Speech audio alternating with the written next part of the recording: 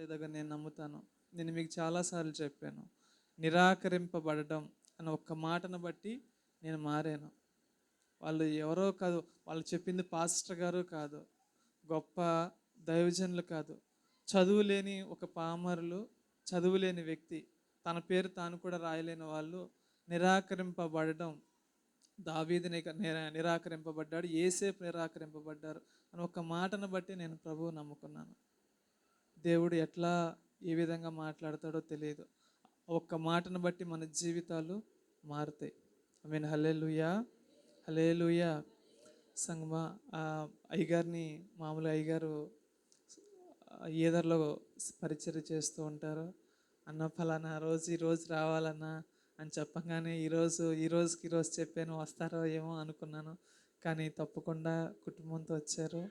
అలాగే దైవజనులు వస్తున్నప్పుడు మీరు చాలా చప్పట్లు కొడుతూ ఆహ్వానించండి. అలాగే చెవిగలిగిన వాడు ఆత్మ చెప్పు మాటలు వినుగాక. కాబట్టి చాలా జాగ్రత్తగా దేవుని మాట్లాడండి. అయ్యగారికి సమయం ఇస్తున్నాను.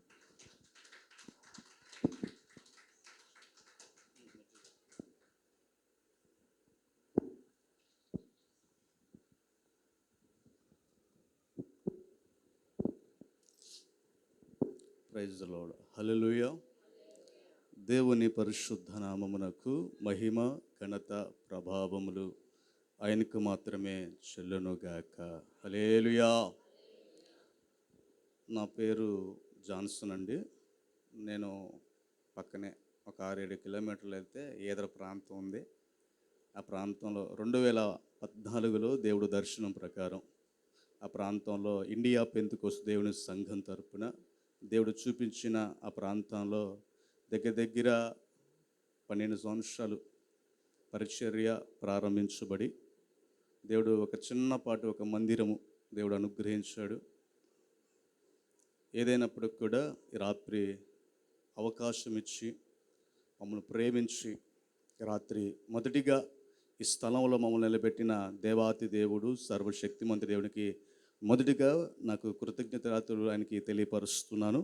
అలాగే నన్ను ప్రేమించి పిలిచిన దైవజనులు దినేశయ్య గారికి, అలాగే అమ్మగారికి, ఇక్కడ కూడి వచ్చిన మీ అందరికీ కూడా ప్రత్యేకమైన వందనాలు తెలియపరుస్తున్నానండి. హల్లెలూయా.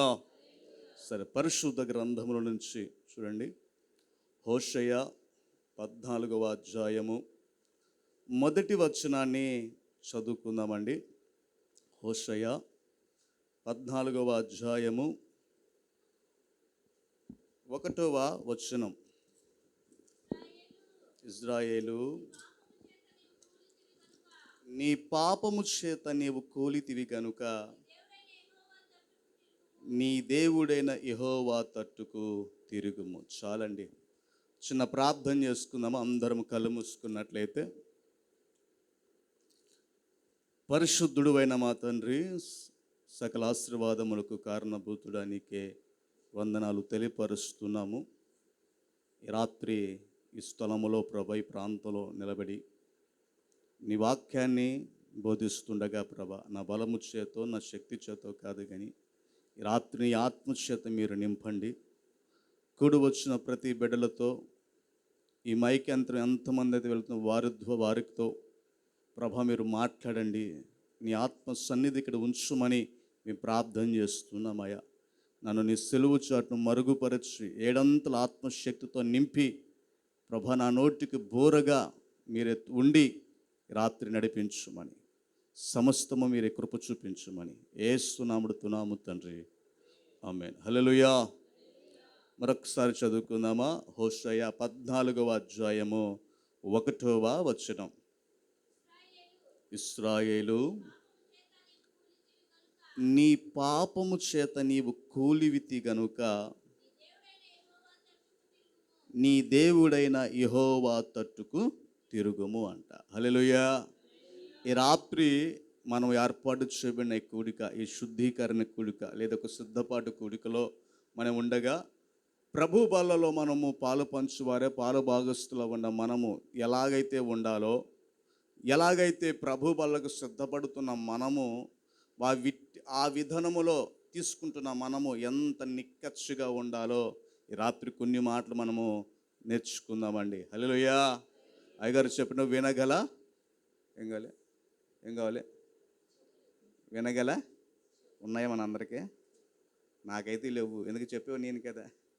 ఉన్నాయి మీకు మీరు ఉన్నాయా? ఓకే. నేను మధ్యలో క్వశ్చన్ చేస్తా, మీరు రెస్పాన్స్ అవ్వాలి. అంటే మరి మధ్యలో ఒక్కొక్కసారి ఒక్కొక్కరు ನಿಮ್ಮ వాక్యం చెప్తుంటే కొంతమంది దర్శనం చూస్తారు. అందుకే దర్శనం మధ్యలో చూడకూడదు కదా. అందుకనే నేను మధ్యలో తడుతూ ఉంటాను, కొంచెం మీరు నాకు స్పందిస్తూ ఉండాలి. హల్లెలూయా. ఎందుకంటే మనమేమో చిన్న మందగా ఉన్నాం. చిన్న మంద అయినప్పుడు కూడా మనమేం తక్కువ వారమేమీ కాదు, బలమైన సైన్యం. ఆమేన్. దేవుడు ఒక మాట చెప్తున్నాడు, ఎక్కడ ఇద్దరు ముగ్గురు కూడి ఆయన నామమున ఏకీభవిస్తారో అచ్చట ఉంటానన్నాడు. రబా షబతురమ రుదల హజ్వ రుబబ షబకురద రిమమ హజ్జ హౌదబ షంద రబసి. ఆయన మాత్రమే మన మధ్యలో సంచరించువాడే ఉన్నాడు. హల్లెలూయా. మనకు సంఖ్యతో పని లేదు, దేవుడి మాటతో మనకు అవసరం. హల్లెలూయా. జనముతో మనకు పని లేదు. దేవుడు ఏం మాట్లాడబోతున్నాడు అది వింటే, అది గ్రహించగలిగితే, మనం మార్చబడితే, రూపాంతరపరచబడితే రాబోతున్న ఉగ్రత దినాలలో మనము కూడా ఆయన రాజ్యంలోకి చేర్చబడే వారమే ఉంటాము. హల్లెలూయా. అందుకే మరలా చెప్తున్నా, మనకేం కావాలి? వినగల చెవులు. ఆ చెవులు ఎందుకు చెప్తున్నాం తెలుసా? ఒక దినమును ఖచ్చితంగా కడబూర ద్వారము వినబడుతుంది. వినబడిన వారందరము ఏం చేయబడదా? ఎత్తబడాలి. హల్లెలూయా. అది ఎత్తబడాలంటే నీవు ఇప్పుడే సంఘంలో సిద్ధపడాలి. సిద్ధపడకపోతే, ఉదాహరణకు మాట, మన బైబిల్ గ్రంథంలో మత్తయి సువార్తలో 10 మంది కన్యకులు ఉన్నారు. వారిలో 5 సిద్ధపడ్డారు, 5 సిద్ధపడాల. 5 సిద్ధపడిన వారు ఏమైపోయారు? వచ్చారు, వారు చక్కగా వెళ్ళవలసిన ప్రాంతానికి వెళ్ళిపోయారు. వీరు మాత్రము అక్కడే ఉండిపోయారు. ఈరోజు జ్ఞాపకం చేస్తున్నా, వాక్యం చెప్తున్న నేనైనను కూడా వెళ్ళకపోవచ్చేమో, కానీ వెళ్ళుటకు సిద్ధపడగలిగితే మనము ఖచ్చితంగా దేవుడి స్వరమును, దేవుడు ధ్వనిని ఆనాడు ఆయన ఖచ్చితంగా మనము కడబూర ధ్వని వినబడగలిగిన మనం ప్రయత్నం చేసి సిద్ధపడితే ఖచ్చితంగా ఆ తీర్పు దిన మనం కూడా ఉండగలుగుతాం. హల్లెలూయా. ఈ రాత్రి జ్ఞాపకం చేస్తున్న మాట ఏంటంటే, ఇక్కడ చక్కటి మాటలు, శ్రేష్టమైన మాటలు ప్రవక్తన హోషేయ తన మాటలు తెలియపరుస్తూ ఉన్నాడు. ఈ యొక్క పుస్తకం చాలా శ్రేష్టమైనదండి, చాలా అంటే చాలా ప్రాముఖ్యమైనది. ఇక్కడ ఈ మొత్తం మనం జ్ఞాపకం చేసుకుంటూ దీనంతా నువ్వు చదివి గ్రహించగలిగితే 3 విషయాలు నీకు జ్ఞాపకం చేయబడతాయి. ఒకటి, దీంట్లో ఏంటో తెలుసా? పాపం గురించి ఉంటుంది, 2 తీర్పు గురించి ఉంటుంది, 3 పునరుద్ధానం గురించి ఉంటుంది. హల్లెలూయా. మొదటి దేని గురించి ఉంటుంది? 1 పాపము, 2 తీర్పు, 3 పునరుద్ధానం గురించి ఉంటుంది. హల్లెలూయా. ఇక్కడ మనం చదువుబడిన లేఖన భాగంలో వచనంలో చూసినట్లయితే ఈ 14వ అధ్యాయం 1వ వచనం అంటున్నాడు కదా, ఇశ్రాయేలు నీ పాపము చేత నీవు కూల్చితివి గనుక నీ దేవుడైన యెహోవా తట్టుకు తిరుగుము అంటున్నాడు. హల్లెలూయా. ఎందుకు ఈ మాటలు ఇక్కడ తెలియపరచబడుతున్నాయి? అదేంటి? ఇశ్రాయేలు నీ పాపము చేత నువ్వు కోల్చబడ్డావు, ఎందుకు నువ్వు నీ దేవుడు యెహోవా తట్టు తిరగమని దేవుడు ఎందుకు చెప్తున్నాడు? హోషేయ ద్వారా. అయ్యో, వారు ఎంతగానో దేవుని చేత వారు ప్రేమించబడిన వారు కదా. ఇశ్రాయేలు ప్రజలు అంటే ఎవరండి? ఒక ప్రత్యేకమైన జనాంగం, దేవుడి చేత ప్రేమించబడిన వారు. అనేకులకంటే దేవుడు వారికంటే ఒక ప్రత్యేక స్థానాన్ని ఇశ్రాయేలుకు దేవుడు ఇచ్చినవాడు. అలాంటి వారిని మళ్ళీ ఉండగా నీ దేవుడిని యెహోవా తట్టు తిరుగుము అంటున్నాడు. హల్లెలూయా. ఇక్కడ తిరుగుము అన్న మాటను ఒక్కసారి జ్ఞాపకం చేస్తున్నాను. తిరుగుము అన్న మాటకి హెబ్రీ భాషలో దీనికి అర్థం కూడా ఏంటంటే పశ్చాత్తాపడుట. ఏంటది? పశ్చాత్తాప పడాలి. హల్లెలూయా. అందుకే దేవుడు ఎలా చెప్తాడు తెలుసా? నీవు నా తట్టు తిరుగుతున్నప్పుడు పశ్చాత్తాపంతో తిరిగి నా యొద్దకు రావాలి. హల్లెలూయా. ఎందుకు వీరు పశ్చాత్తాపడి రావాలి అంటే, వీరు జీవితంలో దేవుడు చేసిన మేలులు, దేవుడు చేసిన ఉపకారములు, దేవుడు చేసిన అనేక పర్యాలు కూడా అంట ఎక్కడికక్కడ పాపములో పడిపోతూనే ఉండిపోయారంట. హల్లెలూయా. ఒకసారి చూస్తారు, అది హోషేయ 4వ అధ్యాయము 8వ వచనంలో ఒక మాట ఉంటుంది అక్కడ.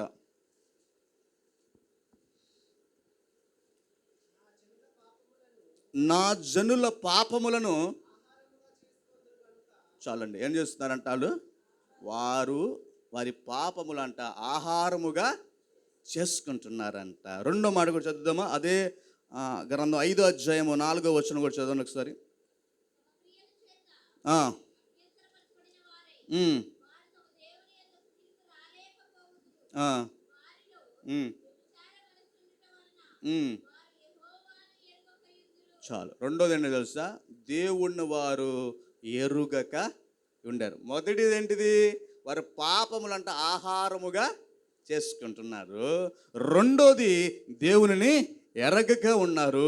మూడోదంట ఎక్కడ దేవుడు వారిని శత్రువుల ఎదుట నిలబెట్టాడో, ఏ శత్రువుల ఎదుట విజయమును వారి మీద అనుగ్రహించాడో, ఏ శత్రువుల ఎదుట వారిని పారదోలాడో అదే శత్రువులు మీకు అంట స్నేహితులుగా చేసుకుంటున్నారంట. హల్లెలూయా.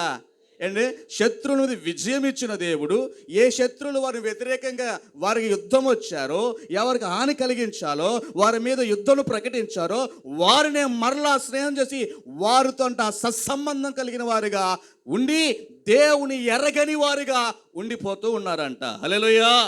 ఎందుకని అందుకు దేవుడు అన్నాడు కదా, వీటన్నిటిని నువ్వు విడిచిపెట్టి నా తట్టు మరలా నీవు తిరగాలి. దేవుని ఎరగడం మర్చిపోయారు. అయ్యో, ఐగుప్తు దేశంలో ఉన్న ప్రజలు బానిసలుగా ఉన్న వారును దేవుడు వారి మధ్యలో 10 అద్భుతములు చేసి దేవుడు ఏంటో నిరూపించి ఫరో సైన్యమును ఐగుప్తు రాజ్యములో దేవుడు ఏంటో ఆయన శక్తి ఏంటో నిరూపించబడిన దేవుడినే వీరు ఎరగక మరచి అంట శత్రువుల మీద ఆధారపడిపోతున్నారంట. హల్లెలూయా.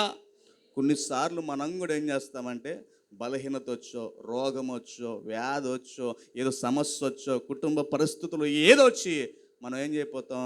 దేవుణ్ణి ఎరుగుతామా? కష్టం వచ్చినప్పుడు ఒక్కోసారి కొన్నిసార్లు దేవుణ్ణి కూడా మర్చిపోతాం. కానీ ఇక్కడ అలా ఉండకూడదని దేవుడు చెప్తున్నాడు. దేవుని ఏ సమయములో అయినా ఆయన చేసిన ఉపకారములు దేనిని కూడా మరువకుండా ఉండాలి. హల్లెలూయా. ఇక్కడ వీరు చేస్తున్న పని ఏంటో తెలుసా? ఐగుప్తులో మొదలుకొని కానాను దేశంలో ఉంది వారు అరణ్య మార్గం ఎంతగా దేవుడు దీవించాడంటే, ఎంతగా వారిని తోడున్నాడంటే, ఎంతగా వారిని ఆశీర్వదించాడంటే, ఎంతగా వారికి ఏమి కావాలంటో ప్రతిదీ కూడా ఆఖరికి దేవదూతలు తినే ఆహారమైన మన్నాను వారికి సమకూర్చాడంట. హల్లెలూయా. ఏ ప్రజలకు లేనిది, ఎవరికి లేనిది, ఎవరికి లేని ధన్యత, ఎవరికి లేని యోగ్యత, ఎవరికి లేని అర్హత అంట ఇశ్రాయేలు ప్రజలకు దేవుడు కల్పించాడంట. హల్లెలూయా. ఎప్పటికప్పుడు మన్నాను, ఎప్పటికప్పుడు వారి జీవితాల కార్యాలను, ఎప్పటికప్పుడు శత్రువుల నుంచి తప్పించబడ్డాడు, ఎప్పటికప్పుడు వారి జీవిత విధానం రూపాంతరపరుచుకుంటూ వారికంటూ ఒక కంచు వలె దేవుడు ఇశ్రాయేలుకు ఉన్నప్పటికీ కూడా వారు దేవుడిని ఎరగని లేని వారిగా ఉండిపోయారంట. హల్లెలూయా. మూడో మాట కూడా అంటది చూడు, 9వ అధ్యాయం 3వ వచనం చూడు. అదే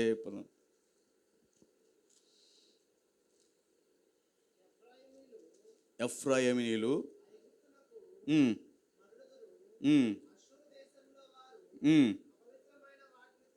చాలు ఏంటంటే అపవిత్రమైన వాటిని కూడా దేవుడు కొన్ని నియమాలు ఇచ్చాడు, కొన్ని నిబంధనలు ఇచ్చాడు. కానీ ఏది తినాలో కూడా చెప్పాడు. కానీ వీళ్ళు ఏం చేస్తుండే?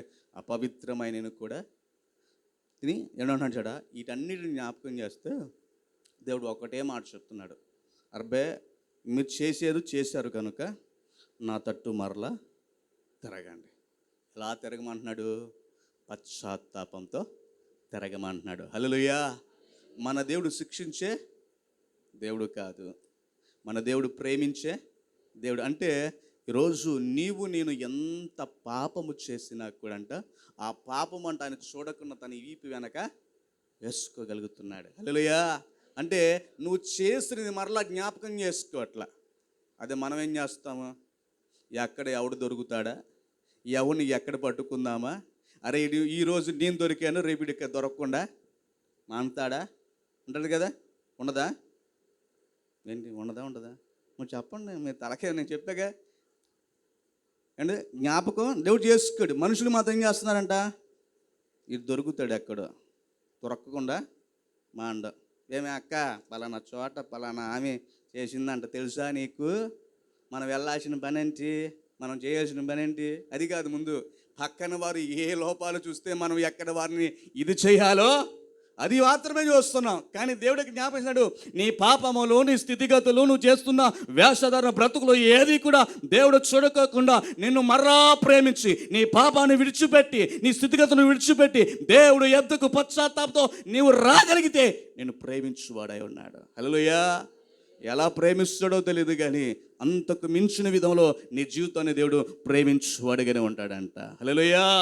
ఊహకు మించిన రీతిగా, నీకు ఊహకు అందని రీతిగా దేవుడు నిన్ను ప్రేమిస్తూనే ఉంటాడు. ఎందుకు తెలుసా? ఆయన ప్రేమామయుడై ఉన్నాడు, ప్రేమ స్వరూపుడై ఉన్నాడు, ప్రేమ కలిగిన దేవుడై ఉన్నాడు. అందుకే నీ లోపమును చూడట్లా, నీ పాపమును చూడట్లా, నీ పరిస్థితులు చూడట్లా, నీ విరోధమైన కార్యములు నువ్వు చీకటిలో చేస్తుంది ఏది మర్రవకుండా జ్ఞాపకము చేసుకొనక నిన్ను క్షమించు అన్నాడు కదా. మరలా నీవు పశ్చాత్తాపంతో ఆ దగ్గరికి రండి. హల్లెలూయా. పశ్చాత్తాపం అంటే ఏంటో తెలుసా అండి? తెలుసా? ఏం లేదు. నీవు దేవుని సన్నిధిలో ఒక్కసారి విడిచిపెట్టినవంటే మరలా దాని జోలికి వెళ్ళకూడదు. అది పశ్చాత్తాపం. హల్లెలూయా. అంతే. ఈరోజు సిద్ధపడ్డాము, బల్లలో తీసుకున్నాము, బల్ల అయిపోయింది.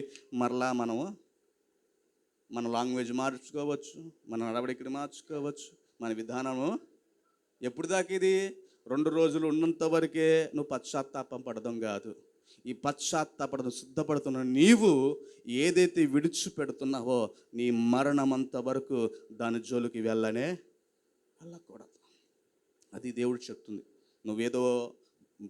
ఏదేదో చెల్లించిన అవసరం దేవుడు కోరుకోవట్లా.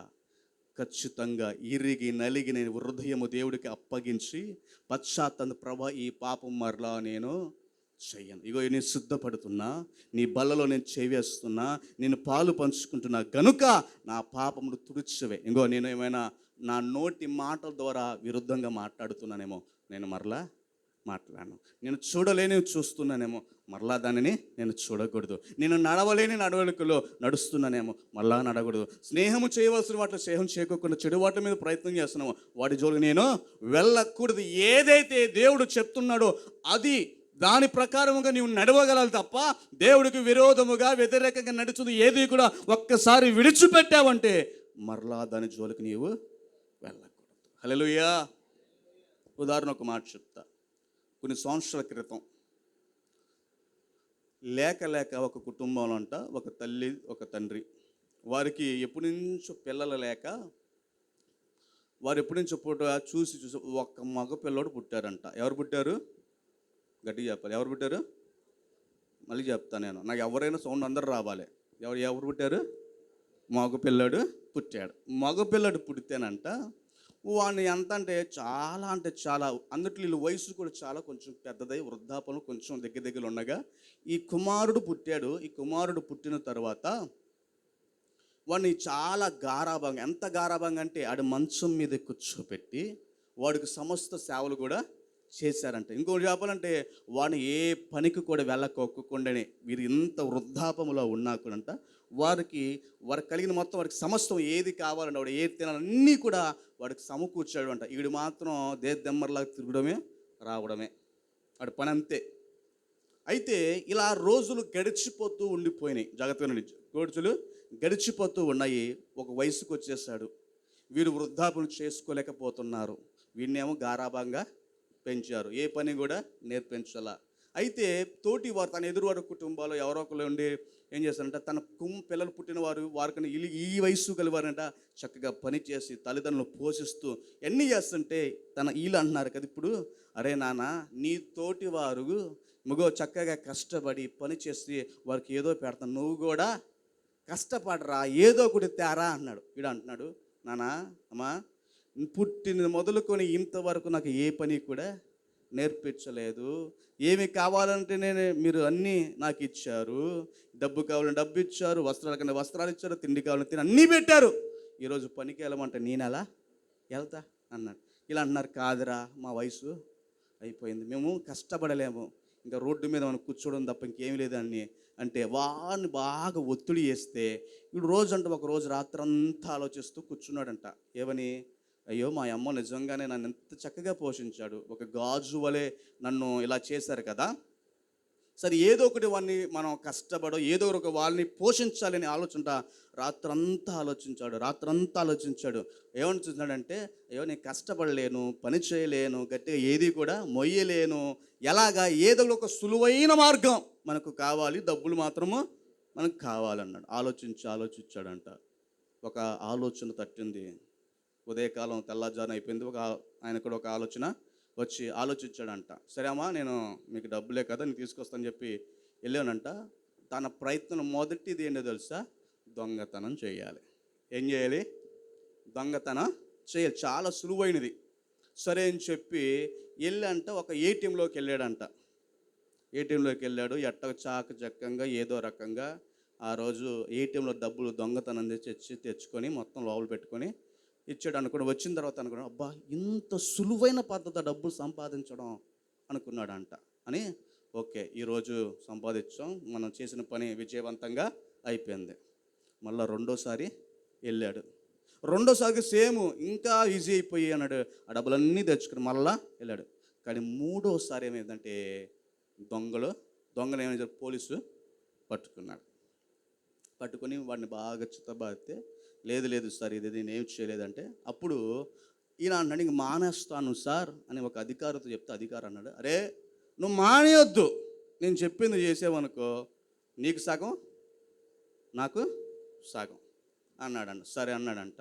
వెళ్తున్నాడు, వస్తున్నాడు, తెచ్చిన దాంట్లో ఆయనకి సగం ఇస్తున్నాడు, ఈయనకి సగం తీసుకుంటున్నాడు. అలా రోజులు గడిచిపోయి అంట ఈ దొంగ ఎక్కడికో ఒక ప్రాంతానికి వెళ్ళి దొంగతనం చేస్తూ ఏంటంటే, ఒక మహాసభలు పెడుతూ ఉంటే ఆ సభల ద్వారా ఒక మాట ద్వారా అతను పట్టబడి ఆ దొంగతనాన్ని ఏం చేశాడంటే విడిచిపెట్టేసేసాడు. అరే అబ్బాయి, దొంగతనం చాలా నేరము, అది దొంగతనం చేయకూడదని ఒక దైవజనుడు ద్వారా మాట వినబడినప్పుడు అది తన హృదయానికి తాకంట ఆ దొంగతనాన్ని విడిచిపెట్టేస్తాడు. విడిచిపెట్టి కొన్ని రోజుల తర్వాత ఈకున్న పోలీస్ అధికారి ఏం చేస్తుంటే, అరే వీడు దొంగతనం చేసి నా వాటా నాకు తీసుకురావట్లేదు, మరి ఏంటి అది ఈడే తినేస్తున్నాడేమో అని చెప్పి అంట ఆ అధికారి అతని దగ్గరికి వెళ్ళి అతనికి ఏం చేశాడు అడిగితే, అయ్యా నేను దొంగతనం చేయడము మానేసా అంటే ఈ వ్యక్తి అన్నాడు, ఎవరికి చెప్తున్నారో నువ్వు? తాగుబోతాడు తాగేవాడు మానడు, దొంగతనం చేసేవాడు దొంగతనం మారడు, పేకాటేవాడు పేక మానడు, నువ్వు నాకు చెప్తున్నావేంటి?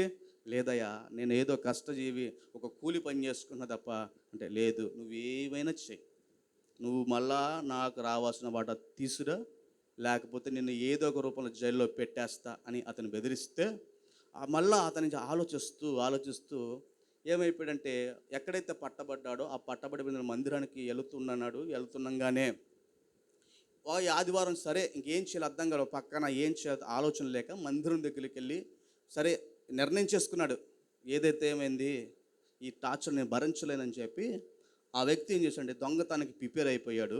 మళ్ళా దొంగతనం చేయాలనుకున్నాడు. సరే దొంగతనం చేస్తున్నాం కదా, దొంగతనం దేవుడి యొక్క ఆశీర్వాదం మళ్ళా మనకి కావాలని చెప్పి మందిరానికి వెళ్ళాడంట. మందిరానికి వెళ్ళి మందిరంలో కూర్చున్నప్పుడు దేవుడు దాసుడు అభిషక్తులైన దావీదును చెప్తున్న మాట్లాడుతున్నట అని ఉన్నాడంటే, ఆ రోజు ఒక వాక్యం చెప్తున్నాడు, ఇదిగో కుక్క ఏమైంది కక్కినదని మరలా తీసుకొస్తున్న మాట ద్వారా అతను పట్టబడి, అంటే పంది ఎంత దాన్ని ఎక్కడ చేసినా కూడా మళ్ళీ ఎక్కడికి వస్తుంది, మురుగుండ్లాగా వస్తుందని వాక్యం ద్వారా అతను మరలా ఏమైపోయాడంటే పట్టబడి, నిజంగానే కదా ఒక్కసారి దేవుడు మనల్ని ప్రేమించి మరలా పాపం చేయకుండా ఎంతగా ఉంచాడు కదా, ఎక్కడ భయం లేకోకుండా ఎవరికి చాచుకోకుండా ఒక నిజాయితీ పరుగున ఉంచాడు. మరలా నేను అట్లోకి వెళ్తున్నాను, అటు వెళ్ళకూడదని ఆలోచన కలిగంట. ఆ రోజు సాయంత్రం మందిరం నుంచి వచ్చంగానే ఒక గదిలో తనకున్న ఒక ప్రత్యేకమైన గదిలో ఏం చేశాడంటే ఆ గదిలోకి వెళ్ళిపోయి తలుపులు వేసుకున్నారంట. ఇక్కడ ఉన్న వృద్ధాప్య తల్లిదండ్రులు ఏం చేస్తారంటే భయం పడుతున్నారు. వెళ్ళాడు, వాడు ఇంకా ప్రార్థన చేసుకున్నాక ఉన్నారు. పొద్దున అయిపోయింది, మధ్యాహ్నం అయిపోయింది, సాయంత్రం అయిపోయింది, రెండో రోజు అయిపోయింది, ఇంకా అర్థం కావట్లేదు ఏమైపోయింది, బయటికి రావట్లేదని. వాడు ఆలోచించి ఒక నిర్ణయానికి వచ్చేసాడు. ఏదో ఒక విషయంలో తల్లిదండ్రులు ఏమో తలుపులు టకా కొడుతున్నారు ఒక భయంతో. ఒకేసారి ఇంకా ఒక 2 రోజుల తర్వాత తలుపు తీయంగా చూడంగానే తన బిడ్డను చూడంగానే గల్లుమని ఏడుస్తున్నారు. ఎందుకో తెలుసా? ఏ చేత్తో అయితే పాపం చేస్తున్నాడో, ఏ చేత్తో అయితే పాపం చేయకూడదని నిర్ణయించుకున్నాడో ఆ చేతినంట ఏదైతే ఇక్కడ ఉన్న మణికట్టును చూసావా అక్కడికి నరుక్కున్నాడంట. ఎందుకో తెలుసా? మరలా నేను పాపము చేయకూడదు, ఆ పాపము జోలికి నేను వెళ్ళకూడదు, ఆ పాపం మరలా నన్ను అంటకూడదు అని చెప్పి కుడి చేతి దొంగతనం ఏదైతే ఉందో ఇది ఉంటేనే కదా నన్ను అధికారి భయపెడుతున్నాడు, ఇది ఉంటేనే కదా పాపంలోకి చేయాలని ఆలోచన పుడుతుంది, ఇది ఉంటేనే కదా నా జీవితంలో మార్పులు వచ్చేస్తున్నాయి, దేవుడు ఇచ్చిన ఒక మంచి అవకాశాన్ని నేను కోల్పోతున్నానేమో అని చెప్పి అంట నిర్ణయించుకుని తన మణికట్టు చేని నరిగేసుకున్నాడంట. హల్లెలూయా. తన అక్షరార్థంగా తన చేతనే తెలుసండా మరలా చేయకూడదని ఏం చేశాడు? చేయి నరుక్కుని. ఈరోజు జ్ఞాపకం చేస్తున్నమాట తెలుసా? పశ్చాత్తాపం అంటే ఏంటో తెలుసా? నీవు అక్షరార్థంగా ఆ వ్యక్తి చేయి నరుక్కున్నాడు, నీవు ఆత్మీయతలో సమస్తమునికి ఏది దేవుడు వ్యతిరేకందో అది నరుక్కుంటూనే ఉండిపోవాలి. హల్లెలూయా. నువ్వు తీసివేసిపోవాలి, నువ్వు దేవుడికి ఇంకా నువ్వు దగ్గరికి సమీపంగా ఉండాలి. ఇది కొన్ని రోజులంట ఒక పోలీస్ వచ్చి, ఏ పోలీస్ అయితే ఉన్నాడో పోలీస్ వచ్చి ఆ వ్యక్తిని చేయి చూసి అన్నాడంట, 2 చేతులు దండం పెట్టి, నిన్ను నమ్మలేదు, ఇప్పుడు నమ్ముట నువ్వు ఎంత చేస్తావు, కానీ నువ్వు ఏదైతే చేయకూడదు అనుకున్నావో, నువ్వు దేవుడి కోసం ఏదైతే ఉన్నావో నీ దేవుడు గొప్పవాడని ఒక సాక్ష్యం ఇచ్చంట తను మరలా వెళ్ళిపోయాడు. హల్లెలూయా. ఈరోజు జ్ఞాపకం చేస్తున్న మాట ఏంటంటే దేవుడు నిన్ను పశ్చాత్తాపం కలిగి పిలుస్తున్నాడు. అదే నిన్ను పిలిచినప్పుడు నువ్వు ఎలా రావాలంటే దేవుడి వద్దకు పశ్చాత్తాపంతో రావాలి. పశ్చాత్తాప పడి దేవుడు సన్నిధికి వచ్చిన వారి జీవితాలు ఎలా ఉంటాయో తెలుసా? ఒక మధురంగా ఉండిపోతాయి. అది చెప్పసక్యము కాని స్థితులు దేవుడు మనం చేయగలుగుతూ ఉంటాడు. హల్లెలూయా. నువ్వు అనుకుంటున్నావు ఒక మాటతో సరిపోతుందిలే, మమ్మల్ని దైవజనులు చూడట్లేదు, దైవ సేవకులు చూడట్లేదు, సంఘ విశ్వాసాలు చూడట్లేదు, కానీ నిన్ను చూచువాడు ఒక్కడు మాత్రం ఉన్నాడని జ్ఞాపకం చేసుకో. హల్లెలూయా. నేను 4 గోడల మధ్య ఉన్నా, నన్ను ఎవరు చూడట్లా, చీకటిలో ఉన్నా నన్ను ఎవరు చూడట్లా, అగాధంలో ఉన్నా నన్ను చూడట్లేదు, ఊరిలో వెళ్తున్నా నన్ను ఎవరు చూడ అనుకోవద్దు. నిన్ను చూచువాడు, నిన్ను పరిశీలించువాడు, నీ ఎంట వచ్చువాడు, సర్వశక్తి గల దేవుడు నిన్ను కనిపెట్టువాడు ఉన్నాడని జ్ఞాపకం చేసుకో. హల్లెలూయా. సీసీ కెమెరాలను దొరకవేమో కానీ ఆ మహాదేవుడి కనుదృష్టిలో వచ్చి మాత్రం నువ్వు నేను తప్పించబడ్డాం. హల్లెలూయా. సీసీ కెమెరాలో ఏముంది? కొన్నిసార్లు నీ మొహం బ్లర్ వస్తూ ఉంటుంది కదా, ఎంత జూమ్ చేసి నీ మొహం కనబడదు, కానీ నువ్వు ఎవరో కూడా తెలియదు, కానీ ఆయనకు నువ్వు ఎంతగానో క్షుణ్ణముగా నువ్వు ఎలా ఉన్నా కూడా నువ్వు చేసేది కంటికి ఖచ్చితంగా ఆయన చూడగలడు. హల్లెలూయా. నీ పక్కనున్న నీ తల్లిదండ్రులు చూడకపోవచ్చు, నీ బంధువులు చూడకపోవచ్చు, నీ తోటి స్నేహితులు చూడకపోవచ్చు, నీ తోటి సంఘ బిడ్డలు చూడకపోవచ్చు, నిన్ను చూసి గమనించిన వాడు ఆయన మాత్రం ఉన్నాడని నువ్వు జ్ఞాపకం చేసుకో. హల్లెలూయా. మనుషులు బట్టి నువ్వు భయపడమాకు, దేవుని బట్టి నువ్వు భయపడగలిగితేనే దేవుడి కార్యము చేస్తాడు. హల్లెలూయా. ఎవరైతే పశ్చాత్తాపడి దేవుడి యొద్దకు వస్తారో, ఎవరైతే పశ్చాత్తాపడి దేవుడి సన్నిధిలో ఉంటారో, ఎవరైతే పశ్చాత్తాపడి పాపాన్ని విడిచిపెడతారో, ఎవరైతే పశ్చాత్తాపడి దేవుడి విషయములలో అన్ని విషయాలలో ఆయనకు ఇచ్చిన ఆజ్ఞ ప్రకారము గైకొని ముందుకు నడుస్తారో వారికి దేవుడు కార్యములు చేయగలుగుతూ ఉంటాడంట. హల్లెలూయా. ఎలాంటి కార్యాలు చేస్తాడో తెలుసా? చూద్దాం ఈ పూట. చూడండి ఒకసారి అదే పదం హోషేయ 14వ అధ్యాయంలోనే 5వ వచనం చదువుదాం ఒకసారి. చూడండి, చెట్టునకు మంచు ఉండునట్లు నేను అతనికి ఉందును, తామర పుష్పము పెరుగునట్లు అతడి అభివృద్ధి నందును, లెబానోను పర్వతము దాని వేళ్ళు తన్నునట్లు వారు తమ వేళ్ళు తన్నుదురు.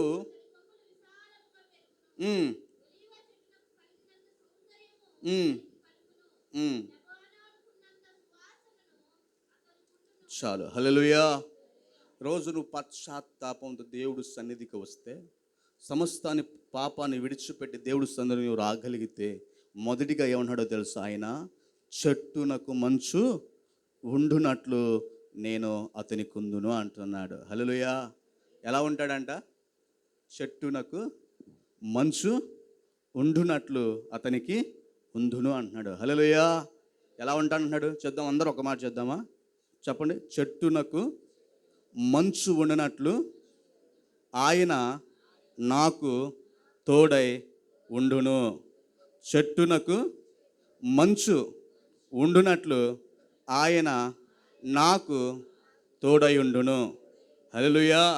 ఇక్కడ జ్ఞాపకం చేస్తున్న చెట్టుకు మంచు ఉండునట్లు అంటే మాట మంచు ఎలా అయితే ఉంటుందో చెట్టుకి, దేవుడు మనకు కూడా అలా ఉంటాడు. ఎలా ఉంటాడంట? శీతాకాలం వస్తే మంచు గురించి మనకు అందరికీ తెలుసే కదా. వర్షంలాగా అదేం చేస్తుందంట? చెట్ల మీద ఉండిపోతుంది. అంటే వర్షం చెప్పిన మంచు చెట్టుకి ఎలా ఉన్నట్లు ఉందంటే, శీతాకాలం వచ్చినప్పుడు ఎండిపోయిన చెట్టు కూడా దాని మంచు పడితే ఎలా ఉంటుంది? మరలా అదేంటిది? చిగురిస్తూ ఉంటుంది. రెండు, ఆ చెట్టు అంతా ఎలా ఉంటుంది తెలుసా? పచ్చదనంగా ఉంటుంది. మూడు, తన వేలుల్లో కూడా అంట ఆ మంచు ద్వారా ఏమవుతుంది? బలపరచబడుతూ ఉంటుంది అంట. హల్లెలూయా. అంటే ఇంకో విషయం చెప్పన, వర్షమైన శబ్దం బట్టి మనకి వర్షం పడుతుందని తెలిసిద్ది, కానీ మంచు తెలియదు. తెలిసిద్దా? తెలీదు. అలాగే దేవుడు నీ జీవితాలలో కూడా నిశ్శబ్దంగా కార్యాలు చేస్తాడు. హల్లెలూయా. ఎంతలా తెలుసా?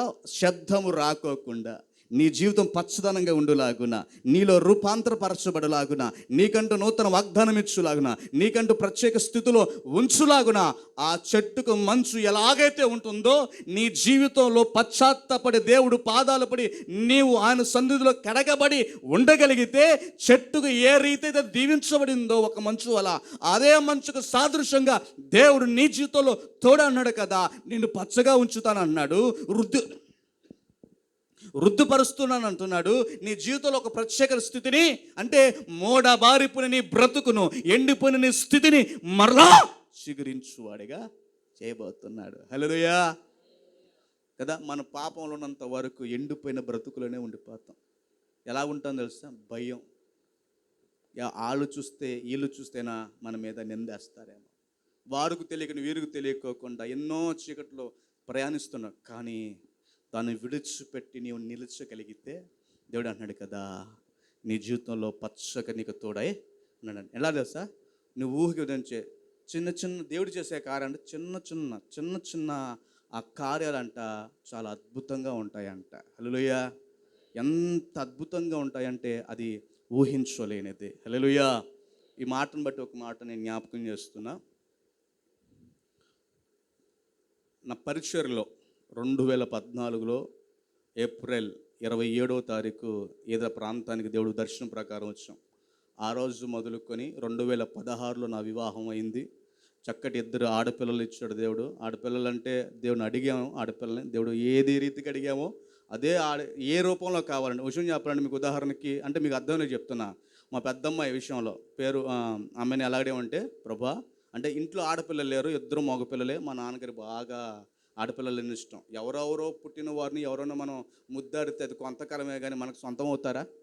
వాళ్ళ దృష్టిలో అంటే ఎవరు కూడా అవరు. కానీ కొన్ని అనుభవాలను బట్టి ఎవరు అనుకున్నంటే, నాకు కూడా ఆడపిల్లలు కావాలి అన్నట్టు మేము ప్రార్థన చేయగా దేవుని అడిగాం, ప్రభా మరీ ఎత్తు ఉండకూడదు, మరి పొట్టిగా ఉండకూడదు, ఇంత మంచి సౌందర్యం గల ఆడపిల్ల కావాలి అన్నప్పుడు దేవుడు ఒక మంచి ఇచ్చాడు. ఆ పిల్ల మేము దేవుడికి ప్రతిష్ఠించేసుకున్నాం. మొదటి సంతానం చక్కగా దేవుడు పిలుచుకున్నాడు. తల్లి గర్భంలో ఉండగానే ప్రవచనం ద్వారా రిష్పా అని పేరు పెట్టమన్నా. ఆల్రెడీ ఈ పేరు నేను వాక్యం చదవడానికి సిద్ధపడినప్పుడు ఈ పేరు రిష్పా అని పేరు ఉంది. ఈ పేరుకి అర్థం ఏంటంటే వేడెక్కిన రాయి అని అర్థం.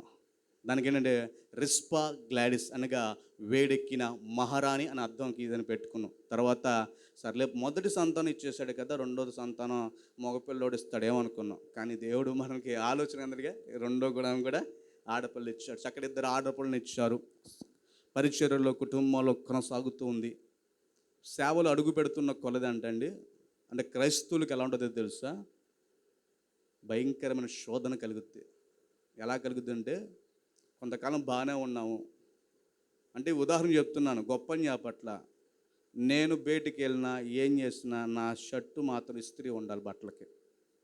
అంతటికి మా అమ్మగారు అంత చక్కగా గంజి పెట్టి ఇస్త్రీ చేసి చక్కగా పెడతారు. అంత దిగ్నీటికి వెళ్ళేవాడిని. పరీక్షలు స్టార్ట్ చేసాం, మందిరం కడతాం స్టార్ట్ చేసాం, శ్రమలు కూడా స్టార్ట్ అయినాయి. పరిస్థితి ఎంత విధంగా అయిపోయిందంటే, అప్పులకు వెళ్ళిపోతున్నాం.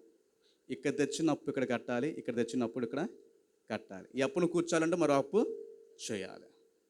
ఎలా అంటే 100కి వారం వడ్డీలు అంటారు, కాలం అనే వడ్డీలు 5,000 తీసుకున్నాను అనుకోండి, మళ్ళీ వారం వచ్చేలోపు 500 కట్టాలి, మళ్ళీ వారం చీట్లు, మళ్ళీ రోజువారు చీట్లు, ఇలాగా గడుస్తున్నాయి. తినటానికి పరిస్థితి భయంకరంగా అయిపోయింది. ఒక్కోసారి జ్ఞాపకం చేస్తున్నా, వారం చీట్లు ఎవరో ఒకరు మంగళవారము లేదా గురువారం చీట్లు వచ్చి కట్టలేకపోతే ఎలా ఉంటుందో తెలుసా? ఇంటికి తలుపులు వేసేసి బయట గళ్ళు పెట్టేసేసి నేను మా తమ్ముడు వేరే చోటకి వెళ్ళి లోపల చంటి బిడ్డలతో ఉండి, అక్కడ మా అమ్మ మా మా పాస్టమ్ గారు ఉండి, ఒకవేళ ఆ టయానికి ఏడుస్తుందే పిల్లడని చెప్పి ఏడుస్తే తెలుసా, నా పిల్లలకి నోట్లోంచి నోటి మాట రాకోకుండా వాళ్ళకి వినబడకుండా నోరు మూసేసిన స్థితిలో కూడా ఉన్నాయి, దాగి ఉన్న స్థితిలో ఉన్నాయి, ఇబ్బంది పడుతున్న స్థితిలో ఉన్నాయి. ఎలాగేమిటో తెలుసా, చాలా భయంకరం అయిపోయింది. తర్వాత 2020 చాలా ప్రాముఖ్యమైన దినాలు అవి, అందరూ గుర్తుండే దినాలు. ఏంటో తెలుసా? 2020 సంవత్సరం ఏమొచ్చింది? కరోనా వచ్చింది. కరోనా 20 మార్చిలో వచ్చింది, అది అందరికీ లాక్డౌన్ పడింది. 2020లోనే నా కుటుంబంలో భయంకర శోధన వచ్చింది. మా నాన్నగారికి ఉండి టీవీ అనే వ్యాధి వచ్చింది. ఇంట్లో పోషించేవాడు ఎవరంటే ఆయన ఒక్కడే. తమ్ముడికి వచ్చేది అప్పులకి వెళ్ళినా, మాకేమో సేవ వచ్చినది, ఆ సేవను బట్టి నేను ఇచ్చేవాడిని కాదు. అయితే 2020 వచ్చింది, లాక్డౌన్ పడిపోయింది, ఈయనకి టీవీ వచ్చింది. అప్పుడు దాకా బంధువులు ఎలా ఉంటారో తెలుసా? ఏ రోగం రానప్పుడు, బాబాయ్ నీకు ఏం లేదులే కానీ నేను ఇంటికి తీసుకెళ్ళి నేను చూస్తాను. ఎప్పుడైతే నీకు టీవీ వచ్చిందంటే నువ్వు రా అన్నవారు ఈ రోజుల్లో ఒక్కను కూడా లేరు. ఏడ్చాం, ఇది ఎందుకు ఇది పరిస్థితి అని. కానీ అనుభవాలు కొన్నిసార్లు వెళితేనే తెలిసిద్ది. డబ్బు ఉంటేనంట బంధువుల విలువ తెలిసిద్దంట, డబ్బు లేకపోయినా బంధువుల విలువ తెలుస్తుంది. అలాగే రోగం ఉన్నప్పుడు రోగం లేనప్పుడు కూడా మనిషి విషయాలు మనకి అర్థమవుతాయి. అప్పుడు దాకా రమ్మన్నాడు, ఎప్పుడే టీవీ అన్నాడు ఎవరు కూడా రమ్మని చెప్పట్ల. దగ్గితే ఆ తొప్పర్లు పడి మా పిల్లలకు వస్తాయి, తింటే ఏమొస్తుందేమని ఎవరూ రాలా. ఆ సమయంలో మనం ఇంకో మాట, అదే హాస్పిటల్లో మా నాన్న మా పిల్లల్ని అడుగుతున్నప్పుడు డాక్టర్లు అన్నారు పిల్లల్ని ఎవ్వరూ తీసుకురాకూడదు అన్నాడు. ఆయన ఏమో మా పుట్టిన ఈ రోజు కూడా జ్ఞాపకం చేస్తున్నా, మేము ఇద్దరం ఎదురులో ఉంటాము, మా పిల్లలు ఇద్దరు కూడా మా అమ్మ నాన్న దగ్గరే ఉంటారు, వాళ్ళ దగ్గరే. ఇంక తల్లిదండ్రులు పేరుకు జన్మనిచ్చాము తప్ప వాడిని చూసేది మొత్తం వాళ్ళే. వాళ్ళ పిల్లలు ఉండలేకపోతున్నారు, ఇటు మా నాన్న ఉండలేకపోతున్నారు.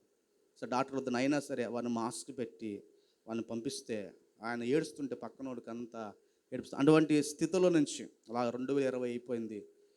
పోషణ లేవు, మందిరాలు కొన్నిసార్లు ఆగిపోయినాయి, కొన్ని చోట్ల ఎక్కడికక్కడ కట్లు కట్టేశారు, అటు ఈ ఊరు నుంచి ఆ ఊరికి రాకూడదని. ఏం చేయాలి అర్థం కావట్లా.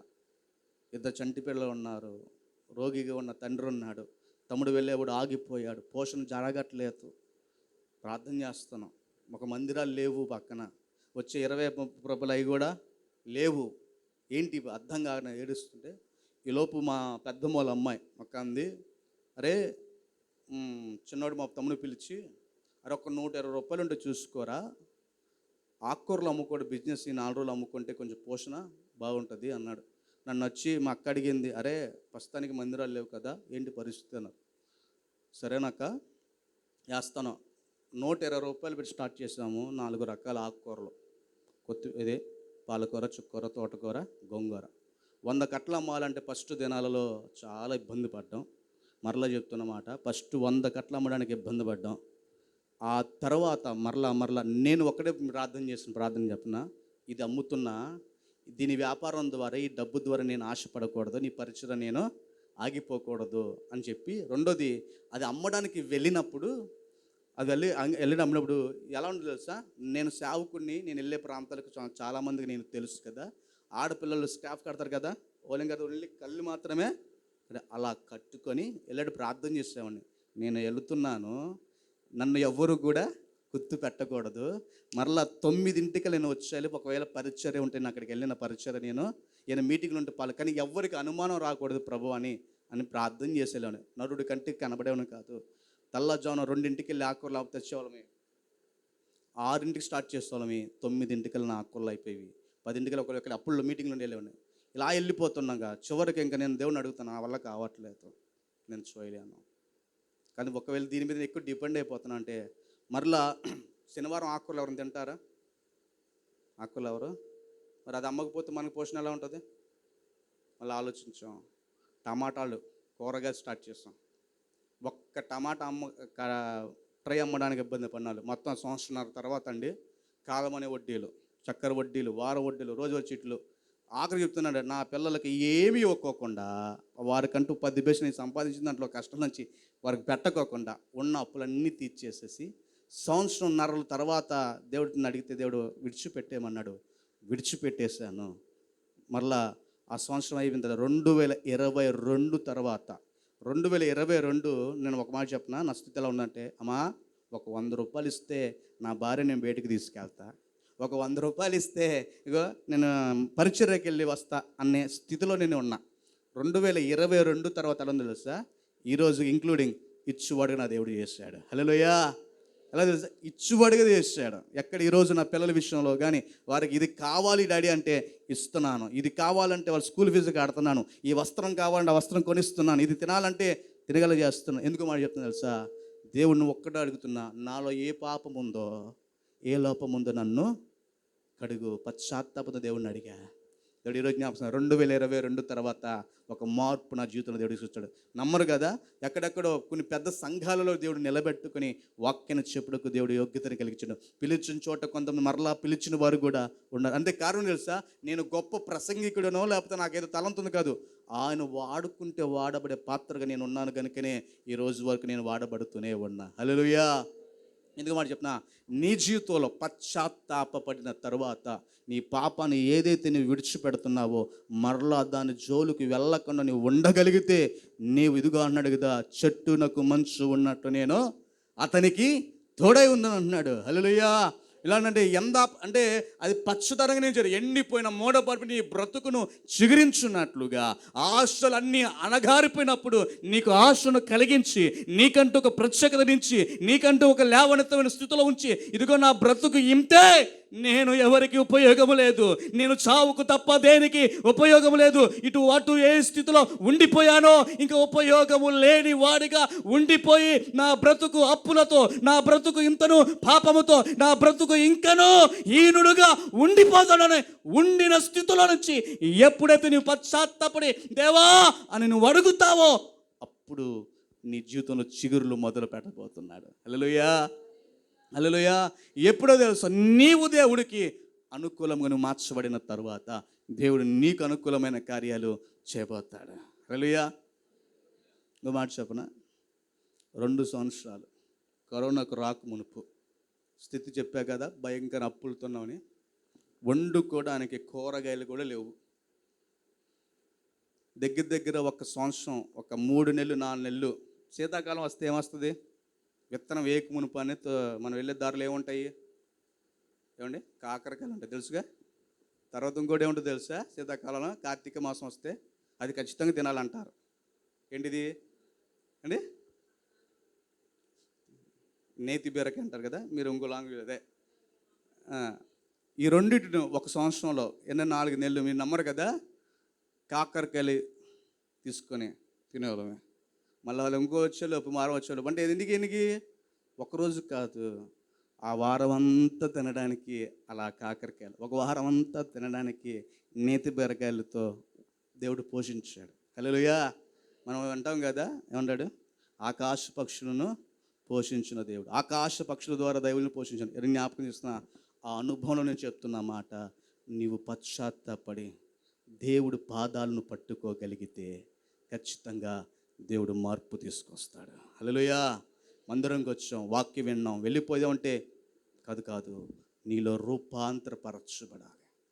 నీ దైవజనుడు వాక్యానికి నీవు స్థిరంపరచబడాలి, అవలంచుకోవాలి. దాని ప్రకారం ఏమి చెప్తున్నాడు దేవుడు, దాని ప్రకారం నీవు ఉండగలిగితే దేవుడు ఖచ్చితంగా చెట్టుకు మంచు ఉండినట్లు దేవుడు నిన్ను అలాగ చేయబోతున్నాడు. హల్లెలూయా. ఇంకో 2వ మాట చదవండి ఒకసారి దాని కింద. తామర పుష్పము పెరుగునట్లు అతడు అభివృద్ధి నొందున అంటాడు. హల్లెలూయా. తామర పుష్పం కూడా కొన్ని ప్రత్యేకమైన లక్షణాలు ఉన్నాయి. అది దానికంట అదే కొలను ఉంటుంది కదా, ఆ కొలంలో తామర పుష్పం పెరిగితే అంటే దానికి మురికి అంటదు, మలినము అంటదు. దీంట్లో అది ఒక ప్రత్యేకముగా ఉంటుందంట. రెండోది దానికి కొంచెం ఏం చేయాలంటే ఒక ఎత్తైన నీళ్లు ఖచ్చితంగా అవసరం. రెండోది ఏంటంట, ఆ తామర పువ్వు మంచిగా అందంగా అది రావాలి అంటే సూర్య రశ్మిని దగ్గర దగ్గర 8 గంటలు లేదా 10 గంటలు అది అనడంట ఆ సూర్యరశ్మి కాంతి వాటి మీద పడితేనే ఆ పుష్పం అంట అది విచ్చుకొని చక్కగా పెరిగిద్దంట. హల్లెలూయా.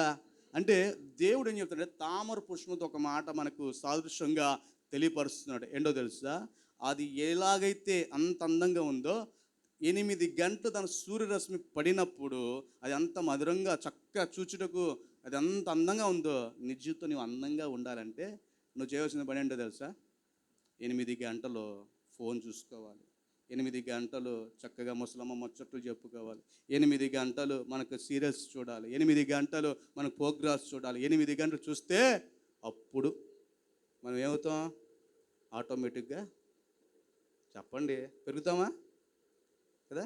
నేను చెప్తున్న మాట ఏంటంటే దేవుడి ఒక్క తామర పువ్వు 8 గంటలు లేదా ఒక 6 గంటలు తర్వాత 1 గంట తర్వాత ఒక సూర్యరశ్మి పడితే దాని ఆకారం అంతగా మార్చబడుతుందే.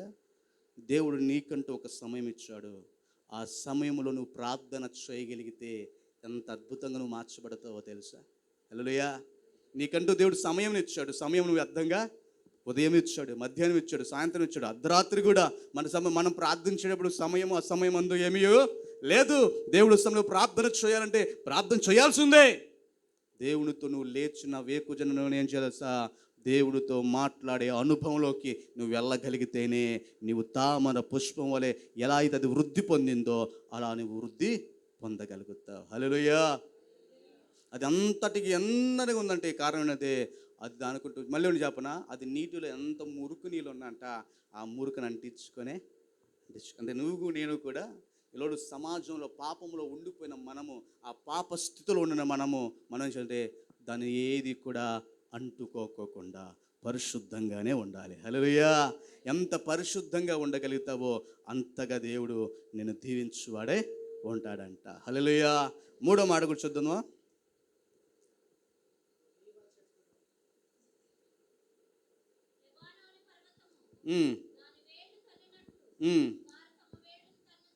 చాలు. ఇక్కడ ఇంకో మాట ఏంటంటే లెబాను పర్వతములకు నానా దాని వేలు చెట్లు. అక్కడ ఇంకోటి ఏంటంటే అక్కడ ఆ పేరు ఆ చెట్టుకున్న ఇంకోటి ఏంటంటే లెబాను అనే పేరుకి ఏంటంటే తెలుపు అనే అర్థం. అదంట ఆ చెట్టుకున్న ప్రత్యేకత ఏంటంటే మంచు కొండలలో ఉంటుందంట. అది ఎలా కూడా ఉంటుంది తెలుసా, చాలా ఎత్తైగా ఉంటుంది చెట్టు, దానికి వంకర అనేది ఉండదంట. మళ్ళీ దాని ద్వారా అంట మంచి సువాసన వస్తు వెదజల్లుతూ ఉంటుందంట. అది ఎప్పుడు కూడా చూస్తే పచ్చగానే ఉంటుంది.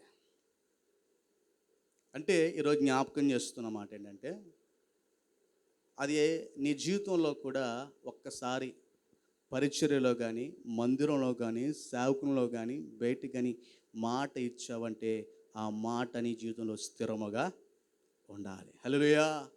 రెండోది అది మంచి సువాసన. అంటే సువాసనకు అర్థం ఏంటో తెలుసా, సాక్ష్యం. నీ జీవితంలో ఆ సువాసన ఎంత అవుతుందో నీవు సాక్ష్యము కలిగి మంచి సాక్ష్యం, సంఘంలో మంచి సాక్ష్యం కలిగి ఉండాలి, సమాజంలో మంచి సాక్ష్యం కలిగి ఉండాలి. చాలామంది సమాజంలో మంచి సాక్ష్యం ఉంటుంది కానీ మందిరాల్లో ఉండదు. మందిరాల్లో ఉంటే బయట మందిరాల్లో జ్ఞాపకం చేస్తున్నారు, చాలా భక్తిగా ఉంటారు, ప్రార్థన చేస్తారు, మొర పెడతారు, భాషలో మాట్లాడతారు, ఆత్మ నింపబడతారు. కానీ బయటికి వెళితే వారి సాక్ష్యము, నేను అంటున్నా, నువ్వు బయట లోపల నీ సాక్ష్యంలో తెలుసా సువాసనగానే ఇతరులకు ఉండులాగా నువ్వు ఉండాలి. హల్లెలూయా. రెండు దీనికి ఉన్న ఈ లెబాను ఒక ప్రత్యేకత. ఈ చెట్టు అంట చివరికి అది ఎంత ఉన్నతంగా పెరిగినా, అది ఎంత సువాసన ఇచ్చినా, అది ఎంత స్థిరంగా ఉన్నా దాని చివరి ఎక్కడికి ఉపయోగపడుతుంది సార్, అది మందిరానికే ఉపయోగపడుతుందంట. హల్లెలూయా. దేనికి? మందిరానికే ఉపయోగపడుతుంది. ఈరోజు నువ్వు కూడా నీ స్థితి ఎలా ఉన్నా, నువ్వు ఉన్నవాడవో లేనివాడవో ఎలాగున్నా అక్కడ నీవు మందిరములో పరిచర్య చేయవారే ఉండాలి. హల్లెలూయా. నేను ధనవంతుని కదా, నేను రూపవతిని కదా, గుణశీలుని కదా, నాకు జ్ఞానం ఉంది కదా, నేను చెయ్యాలని అనుకోకూడదు. నీవు చివరికి దేవుడు పనిలో పరిచర్య చేయవారిగా ఉండాలి. హల్లెలూయా. మీకు ఒక ఉదాహరణ చెప్తా. ఫారిన్ కంట్రీలో ఒక చర్చి, చాలా పెద్ద చర్చి. దానిలో ఒక ఆమె ఎప్పుడు చూసినంటే ఆదివారం వచ్చేలోపు పొద్దున్నే వచ్చి చక్కగా అదంతా శుభ్రం చేసి కడుగుతూ ఉంటుందంట. వెళ్ళి ఒకడు నాలాంటోడే అక్కడికి వెళ్ళి, ఏంటో ఏం చేస్తుందిలే, ఎవరు చేయనట్టుగా చేస్తుంది అన్నాడు. కానీ వీడు మాత్రం అక్కడ ఏ పని చేయట్లే. ఆమె ఉన్న విధానం చూసి అసహించుకుంటున్నాడంట. ఇవేంటి మందిరం కడతాను, ఆమె గొడ్డలేంటి, ఆమె ఏంటి అని చెప్పి ఉంటున్నాడంట. నేను చేయడం ఏంటి, కనీసం జగ్గు తీసి జగ్గు కూడా ఇవ్వట్ల. ఆమెంతా శుభ్రంగా అంతా చేస్తూ ఉండిపోయిందంట. బయటకు వచ్చి ఆమె మామూలుగా శుభ్రంగా తుడుచుకొని వెళ్దామని ఫేరుదంటే ఆమె చూసాడు మనోడు వచ్చి ఏంటి అన్నట్టునంట. ఆమె ముందుకు వచ్చి అంట ఆమెకు సెక్యూరిటీ గార్డ్ వచ్చి ఆమెను తీసుకొచ్చి కారులో కూర్చోబెట్టి లోపల కూర్చోబెడితే ఆడికి ఏం అర్థం కావట్లేదు. అదేంట్రా ఇప్పుడు దాకేమో ఇంత పరిచయం చేసి ఇంత కడిగింది ఇంత మందిరం కదా, తీరా చూస్తే నేను అసహించుకున్నా, కానీ ఇంత పెద్ద కారులో ఒక సెక్యూరిటీ వచ్చి ఈవెన్ తీసుకెళ్తున్నాం ఏంటంటే ఉన్న ప్రాంతంలో ఆ ఫారిన్ కంట్రీలో అంట బిగ్గెస్ట్ కంపెనీలో CEO, ఒక మంచి ఉన్నతంగా ఉన్న ఆమె ఏం చేస్తుందో సార్, మందిరంలోకి వచ్చి పరిచయం చేస్తుంది. హల్లెలూయా. ఈరోజు మనం కూడా ఎలా ఉండాలి? నేను చదువుకున్నవాడిని కదా, అయ్యో మా ఇంట్లో పని చెప్పరు కదా, లేకపోతే నేను మా ఇంట్లోనే చేయను, ఇంకెక్కడ ఎందుకు చేస్తా? నీ ఇంట్లో చేసినా చెప్పినా దేవుడి మందిరంలో పరిచయం చేస్తేనే, సేవకులను తోడ్పడి సహకరిస్తేనే నీకు దీవెన. హల్లెలూయా. ఎందుకు చెప్పనా? అయ్యగారు చెప్పుకుంటారే అనుకున్నావు, మేము అనుభవించి మీకు చెప్తున్నాం. మా బైబిల్ కాలేజీలో మా పని ఏంటో తెలుసా? అమ్మగారింట్లో పరిచయం చేసేవాళ్ళమే. ఒకరిని కూడా చెప్పనా, ఎవరో కూర్చున్న దాన్ని కూడా మేము నీళ్ళు పెట్టి కడుక్కోండి. అది పరిచయం బైబిల్ కాలేజీలో. అంటే చెప్పేదాన్ని గొప్ప కాదు, అంటే చేస్తే దాని ఫలితం ఎలా ఉంటుందని. ఇక్కడ కూర్చున్న వాళ్ళు సేవకులు, అయ్యగారు చక్కగా తెల్లజట్లేసాడు, మా మందిలో కట్టేసేసారు, ఏముందిలే వాళ్ళకి అక్కడి నుంచి వచ్చేస్తానే అనుకుంటున్నారేమో. ఈరోజు పడియాం. నువ్వు చెప్పనా, ఇప్పుడు మేము అంతా చక్కగా కద్దరు షర్ట్లు వేసామా, లోపల ఇంకో పని ఉంటుంది తెలుసా మీకు? దానికి ఎన్ని బెజ్జలు ఉంటాయి మీకు తెలుసా? తెలియదు కదా. అలాగే సేవకులకి రూపంను చూస్తావు, కానీ లోపల ఉన్న బాధ, వేదన, దుఃఖము, కష్టము, వేదన, కొన్నిసార్లు నలిగిపోతున్న స్థితిని ఎవరు కూడా గుర్తెరగరు. నువ్వు చూసేది ఏంటో తెలుసా? అయ్యగారు ఎర్రగున్నాడు రోయ్, అయ్యగారు నవ్వుతున్నాడు రోయ్, అయ్యగారు మంచి తెల్ల బట్టలు వేసాడు రోయ్ అని అనుకుంటున్నా. ఈ తెల్ల బట్టలు వెనక ఎంత బాధ ఉందో నీకు తెలుసా? నీకోసం ఎంత కన్నీరు విడుస్తున్నాడో నీ సేవకుడు తెలుసా? నీకోసం నీ సేవలు ఎంత మొరపెడుతున్నాడో తెలుసా? ఆకలి దప్పులు మానేస్తున్నారు, నడులను కట్టుకున్నారు, పిల్లలను కూడా ప్రక్కన పెట్టిన సైతంలో ఎన్నో నీ కొరకు ఉపవాసములుండి త్యాగము చేయబడుతున్న స్థితిలో నీ దైవజనుడు, దైవ సేవకులు అన్నాడు, నీవు ఎలా మార్చబడాలి? హల్లెలూయా. పరిచర్య చేయటకు అనుకూలము చేసుకో. ఇంకో మాట చెప్పనా, నాకు వచ్చే విశ్వాసం ఇంతేనండి, పెద్ద ఏమీ లేదు, మాది పెద్ద సంఘం ఏం కాదు. కొన్ని ప్రభావాల వల్ల కొన్ని సంఘం అటు ఇటుగా చెదిరిపోయినాయి. మందిరం కట్టేటప్పుడు ఇదిగో మన పాప ఉంది కదా చెల్లి, ఆ చెల్లి అంతా ఆకన్నా ఇంకా విషయం చెప్పాలంటే ఆ చెల్లి కంటే ఇంకా బక్కగా ఉంటారు. నేనేమో అసలు మనం అంత సాఫ్ట్వేర్ ఇంజనీర్లు అండి, ఇది కూడా మొయ్యలేం. నాకు అయ్యగారు నీ సాక్ష్యం చెప్పానే, మన అమ్మ నాన్న మమ్మల్ని అలాగే పెంచారు, మంచం మీద టీ ఇచ్చేవాళ్ళు, కాఫీ ఇచ్చేవాళ్ళు. అట్లాంటిది మా విశ్వాసం వచ్చారు, అయ్యగారండి మీరు ఎర్రగా ఉన్నారు, కందిపోతారు, చెట్టు కింద ఉంది కూర్చొని మేము పని చేస్తాం. నేను చెప్పనా, వాళ్ళు మోసిన రాయి నేను కూడా మోయలేను. ఇప్పుడు మోస్తున్నాయినా కానీ దేవుడు నల్లకొట్టిన తర్వాత కామనగా వాళ్ళు ఎలాగా చూస్తానికి చిన్నగా ఉన్నా కూడా వాళ్ళు రాయి ఇసిరేస్తే అంత దూరం పడిద్ది. అసలు మంది ఎర్రనేల కదా, పొలుగు దిగిద్దా తొందరగా? వాళ్ళు దింపారంటే దిగిద్ది, నేను దింపానంటే పైకి ఎగిరిద్ది. అంటే మా విశ్వాసులు అలాగా ఉండి పరిచర్య చేసి దేవుడికి ఇంకా అనుకూలంగా ఉన్నారు. హల్లెలూయా. నా పెద్ద సంఘం మీరంతమందో మాకు అంతమంది కలిసి చెప్పిన. ఈరోజు పొలాలు ఉన్నారు, వాళ్ళకి సంవత్సరం వస్తే దశమ భాగాలు ఇస్తారు, వారం వస్తే దశమ భాగాలు ఇస్తారు. ఏంటో తెలుసా, వారైనా పెద్ద ఉద్యోగులు కాదు, వారు చెప్పినది నమ్మకంగా చేశారు, నమ్మకముగానే ఈరోజు వారు దీవించబడుతున్నారు. హల్లెలూయా. నమ్మకంగా దేవుడి పని చేస్తున్నారు. ఇది మాట చెప్తుంది తెలుసా, నువ్వు ఎంత నమ్మకంగా దేవుడి పరిచయం చేస్తావో, అయ్యో నా దగ్గర లేదు, లేకపోయినా పర్లా సహకరించే మనసు నీకు కావాలి. ఇవ్వకపోయినా, కొన్నిసార్లు ఇవ్వకపోయినా పర్లా, ఈరోజు ఇవ్వకపోవచ్చు, రేపు ఖచ్చితంగా నువ్వు ఇచ్చే విధంగా దేవుడు చేస్తాడు. కానీ ఎలా తెలుస్తా, ముందు పరిచర్య చేయటకు సిద్ధపడాలి. హల్లెలూయా. ఈ లెబాను వృక్షం పర్వతాల మధ్య ఎంత స్ట్రైట్గా ఉన్నా కూడా అది ఎవరికి ఉన్నత స్థితిలో ఉన్న దాని చివరి పని ఏంటో తెలుసా, దేవుడి పనికే అది ఉపయోగపడింది. నీ జీవితంలో కూడా యవన కాలంలో ఎలాగున్నా సరే దేవుడు పనికి పరిచర్యకి నువ్వు చెయ్యాలి. సేవకులు సహకరిస్తేనే నీకు గొప్ప ఆశీర్వాదం. హల్లెలూయా. ఒకటి అందుకే కదా అన్న, నువ్వు పశ్చాత్తాపంతో దేవుడి వైపు తిరిగి రాగలిగితే, ఖచ్చితంగా తిరిగి రాగలిగితే, ఒకటి ఇగో చెట్టుకు మంచు ఉన్నట్లు దేవుడు నీకు తోడుగా ఉంటాడు. తామర పుష్పము పెరిగినట్లు అతను నిన్ను పెంచగలుగుతాడు. మూడోది, లెబాను వృక్షము వేళ్ళు తన్నినట్లుగా నీ జీవితంలో కూడా తన్నుతాయి. హల్లెలూయా. ఇంకో మాట చెప్తా, మా అమ్మగారు 5వ కుటుంబం నుంచి వచ్చిన వాళ్ళు. ఎందుకు దేవుడు ప్రేరేపణ బట్టి మాట చెప్తున్నా.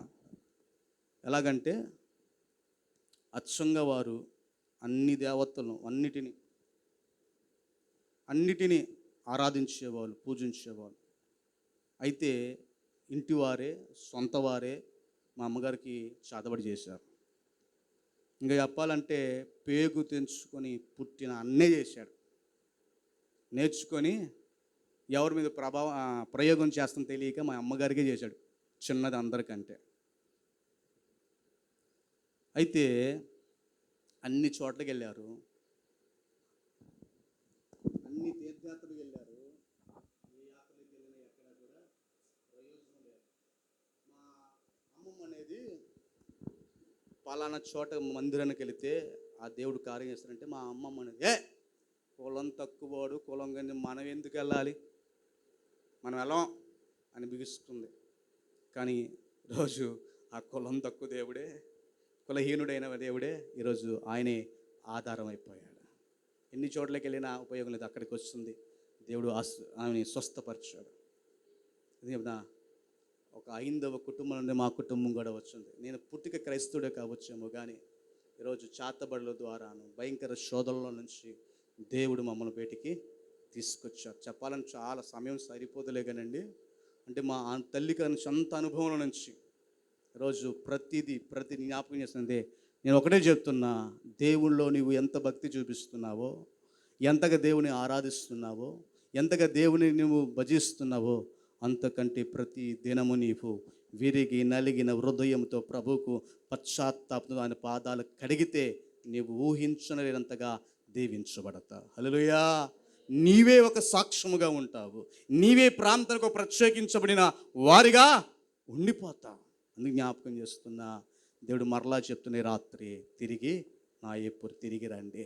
ఇంకా నీ జీవితంలో ఏవైనా లోపాలు ఉన్నాయేమో, ఏవైనా దేవుడికి వ్యతిరేకమైన కార్యాలు ఉన్నాయేమో, వాటన్నిటినీ నువ్వు తొలగించేసి ఈ రాత్రి ప్రభు దగ్గర నువ్వు రాగలిగితే దేవుడు ఖచ్చితంగా మనందరినీ ఆశ్రయిస్తాడు.